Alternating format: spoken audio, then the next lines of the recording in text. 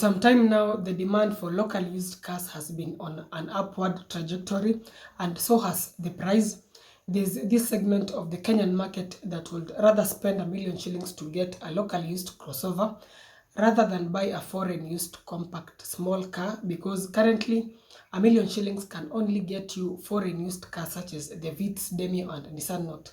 So these people would rather opt for something like a Toyota Rush or even a Mitsubishi RVR. Today we are going to focus on this particular market segment. The compact crossovers I've just mentioned are among the top sellers in the used car market. So today we want to find out which one between these two crossovers should you go for. We are going to dissect them and compare them comprehensively to help you make a good decision before you part with your hard-earned cash in exchange for one of these two crossovers. Please stay tuned for that. As always, if you find this content helpful, please do consider subscribing to the channel for more informative content on cars as well as bikes. Welcome to IK Voto Reviews.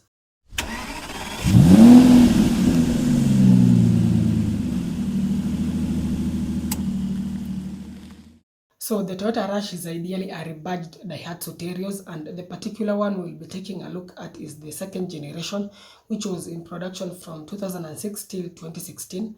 Something else that many people don't know is that some markets such as Singapore actually had a long wheelbase 7-seater version of this car. They are not common here in Kenya. In fact, I've just seen around two, being that we mostly import from Japan, and in Japan it's only the short wheelbase 5-seater that was offered there, so that's why we don't have the long wheelbase locally. At the moment, the third generation is being sold by Toyota, zero mileage, but in other markets, this second generation was succeeded by Toyota Rise. On the other hand, the Mitsubishi RVR that we will be taking a look at is the third generation, which was in production from 2010 till present, though there have been a number of facelifts in the course of its production time. This same crossover is sold as the Mitsubishi ASX in other markets. ASX stands for Active Sports Crossover, while RVR stands for Recreational Vehicle Runner. Now let's delve into what propels these two crossovers, beginning with the Toyota Rush. Under the hood, this crossover, you can get two options. One is a 1300cc, then there's a 1500cc 3SZ, which is the most common. This car is primarily a rear-wheel drive, but there's a 4-wheel drive option. The 1.3 liter is only available in rear-wheel drive, while the 1.5 you can get 4-wheel drive as an option. As for the transmission options, there's either a 4-speed automatic or a 5-speed manual, so yes, there's no CVT here. In terms of power, this car is quite slow. The pickup is not that good, and neither is overtaking power. This is just a car that is ideal for decent driving. In fact, don't rush while driving the Rush. It's a car for point A to B. When it comes to overtaking, you must really plan, because this is not a car that you can floor to make those sudden and abrupt overtaking maneuvers. That said, it's actually a very reliable car that is very easy and affordable to maintain. The only issue worth pointing out is that with high mileage, there are chances that oil consumption or oil burning will occur, and one of the easiest sign is normally blue smoke from the exhaust. Then you will notice that the oil level keeps reducing, and you may have to keep topping up. In such cases, it's normally the piston rings that may need replacement, or it may even require engine replacement if the problem is more serious. So the best thing to do is to buy a low mileage one that has been well maintained. Try and avoid those with very high mileages. As for efficiency, on average, depending on how you drive, these engines can return figures of between 14 to around 18 kilometers per liter. I should also mention that the efficiency will seriously depend on how the car has been maintained in the long run. Onto the Mitsubishi RVR, the most common engine option is the 1800cc. That is from Japan imports, but if you import from other markets such as Malaysia, Singapore, or UK, then you can get other options such as a 1.6, a 2.0, or a 2.4 liter. This crossover is available in either front or all-wheel drive. Transmission-wise, there's either a CVT or a 5 or 6-speed manual, which are in fact very rare. You'll mostly get this crossover with the 1.8 liter coupled to the CVT gearbox. Speaking of the CVT, it's in fact a very solid one, quite reliable. Just do the basic maintenance and you will have a stress-free ownership experience.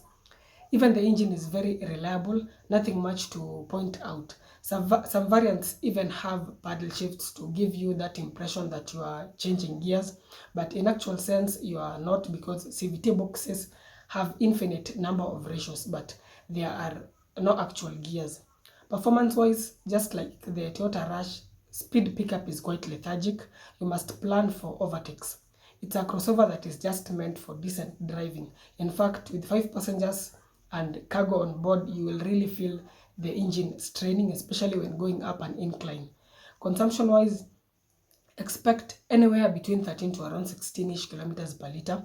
The Rush is more efficient, and that can be attributed to its lighter weight as well as its smaller engine capacity. Still, on the Rush, it has a 50-liter fuel tank capacity, while the RVR has a much larger 60-liter. On to ground clearance, both crossovers will easily glide over most bumps and even significant road undulations. And this is one of the main reasons why people prefer crossovers. The clearance on the Toyota Rush measures in at 180 millimeters, while that of the RVR at around 195 millimeters. As for the suspension setup, both crossovers get McPherson struts at the front. Then at the back, the Rush gets a multi-lever, while the RVR gets a multi-link setup, which is independent. And this provides a better and more comfortable ride compared to that of the Rush. In fact, even in corners, the RVR feels a bit more stable and sure-footed compared to the Rush. Now, the instability of the Rush is further compounded by its narrow and tall body, so body roll is quite significant. Stopping power in both cars is made possible by ventilated discs at the front, but the back of the Rush gets drums while the RVR gets solid discs. You may argue that drums are cheaper to maintain, but on the other hand, discs provide better stopping power. But generally, for these crossovers, they are not fast in any way, so drums work just fine at the back.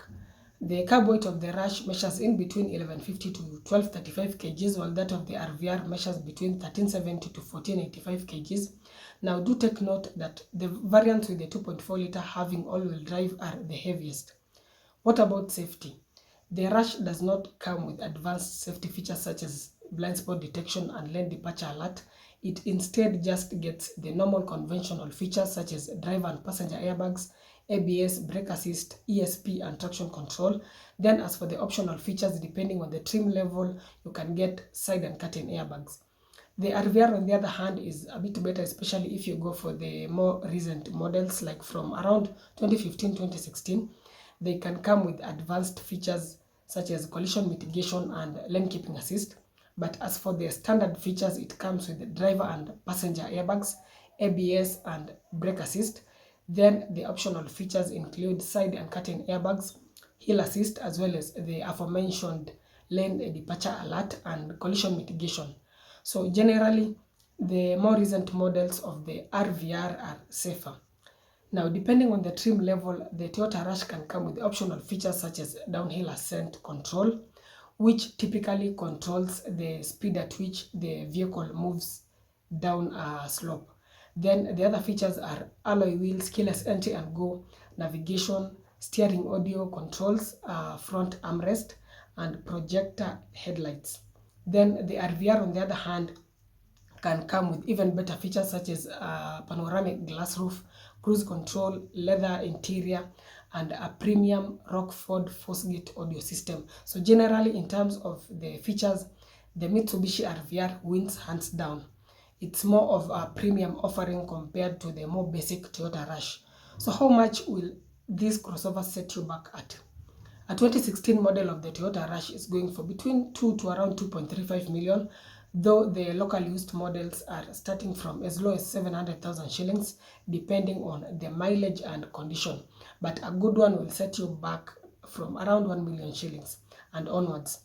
The RVR, on the other hand, is going for between 2.2 to a whopping 2.8 million for 2017 models. Then, as for the local used ones, expect to pay somewhere from around 1.2 million onwards, again depending on the mileage and trim level. We will be talking about value for money shortly, but before that, it's important to also talk about their exteriors and interiors. Which one would you prefer in terms of the exterior design? Do let me know your thoughts in the comment section. I would say the Toyota Rush is quite simplistic and basic. It's plain and inoffensive, but I do like the placement of the spare wheel at the back of the tailgate. It makes the car look rugged and off-road ready. The boot opens sideways like in the RAV4, and some people often complain that in tight parking spaces it may be a bit of a challenge to access the boot. That is actually true, but it's not really a deal breaker for most people. The design of the RVR is a bit more aggressive and appealing. I reckon it looks good, especially the facelifted models. Unlike the Toyota Rush, its boot opens the conventional way. Personally, in terms of design, my pick is definitely the RVR. Do also keep in mind that the Rush is quite narrow and tall compared to the RVR, and this affects its stability. Moving on into the interiors, again, the Rush is very simplistic but functional. Everything is placed conventionally except for the gear selector, which some people may not like, but generally it's an okay design. Space is good at the front and back, especially the headroom, but do take note that being a narrow car, 3 people may not be very comfortable at the back. 2 plus a kid will just be fine. The boot is decent enough, it can swallow quite some significant luggage. Onto the RVR, its interior is a bit better. It feels more premium compared to that of the Rush. The seats are comfortable, and even space at the back is not too bad, though the headroom is not as good as that of the Toyota Rush. Boot space is also decent, and I should also mention that in both vehicles, the second row of seats can be folded down to create more luggage space. Quickly on to their pros and cons. The Toyota Rush is quite efficient, it's reliable, decently spacious, it has good off-road credentials, especially due to its good clearance, lightweight and short overhangs.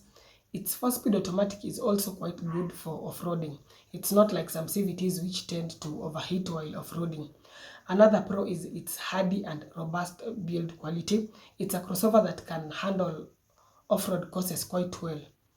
Lastly, it's affordable to maintain and also offers good value for money. Onto its cons, it has a very slow speed pickup. It's less stable and has a tendency of burning oil, especially with high mileage. Moving on to the Mitsubishi RVR, again, it's very reliable, has good clearance, it's comfortable and more stable, has good resale value, looks quite good, it's affordable to maintain, and it is safer, especially the recent models. Its only weaknesses are two.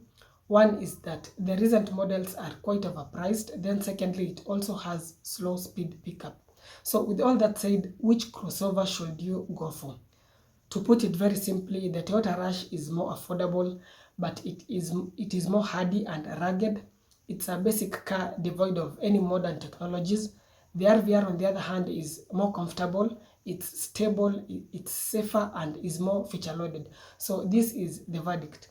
If you are on a tight budget and you need a compact crossover and you don't mind so much about features such as the panoramic glass roof, cruise control, etc., then get the Toyota Rush. But if you fancy those features and finances allow, then get the RVR. Personally, I will just get the Toyota Rush and save myself some significant hundreds of thousands. I would prefer good off-roading credentials and a proper automatic gearbox rather than cruise control, paddle shifts, and a premium audio system that some variants of the Mitsubishi RVR come with. So I hope this has been helpful. Do let me know your thoughts in the comment section. Thanks a lot for watching, and as always, if you have any inquiries, feel free to reach me via WhatsApp or email.